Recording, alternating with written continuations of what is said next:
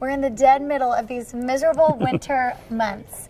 So for a lot of us, that hardwood floor, those nice tiles that we love to add, Sure. the rest of the year, it's not so fun when things are really cold. Yeah, for sure. And you know, we talk a lot about in our previous segments about the prevalence of hard surfaces in homes, whether that's wood, whether that's vinyl plank, whether that's tile, or any combination of those guys. What we haven't gotten to is carpet. And carpet is like a blanket in wintertime. Sure. Carpet's not, it's also not your grandmother's carpet. And that's why we've got some of these really cool patterns laid out. So talk me through, options, textures. Sure. There's a lot going on here, but I mean, this is just a small portion of it. Yeah, oftentimes when people think about carpet, they think about old school carpet, shag, long, hairy carpet, if you will. Your grandmother's carpet. Sure, your grandmother's carpet. And carpets come a really long way in terms of styles, patterns, and still being soft and still being functional. There was a time that you picked light, medium, or dark, and carpet's just not that way anymore. Now it's certainly a process to pick out the carpet that works best for you with your paint, with your wood, with your tile, with your furniture. You've got to make sure carpet jives with the rest of the theme of your home.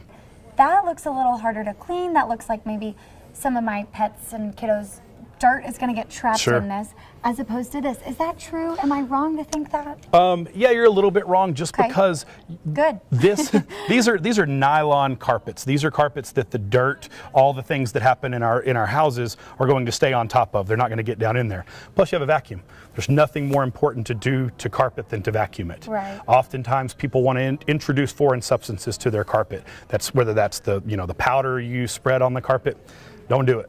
Do not introduce foreign substances to your carpet until you have to. When you start introducing things, this has foreign substance on it. It has a Scotch Guard, if you want to call it that. Those things are branded and they have different names, but ultimately this fabric has been treated to resist stains. This carpet, I really think this is a very cool carpet. It kind of has that chevron design in it. Yeah, it's a little bit distressed, really subtle. A subtle pattern. Yes. So they'll show it in a big swatch, and then when you flip it around, they'll show it in a multitude of colors. And that's what we were looking at over there, is swatches that they've sent us, and they'll send those. We can send those directly to people's homes, because you can't look at this little swatch of carpet and know if that's going to work with your paint. Padding and cushion is a big part of carpet. Yes, that makes a huge difference. For sure. That makes a huge difference both functionally and from how carpet feels. What you're standing on here is a urethane pad underneath a patterned carpet. Oftentimes with a patterned carpet, you have to put a thinner cushion underneath. Therefore, you don't have that softness underfoot. As we step on this, and you can probably zoom in and see that the carpet is truly is pushing in. So you have that softness underfoot that's important under carpet. Padding is also functional. Pads have a moisture barrier so that if your dogs or spills or things get through the carpet, they won't get into the pad.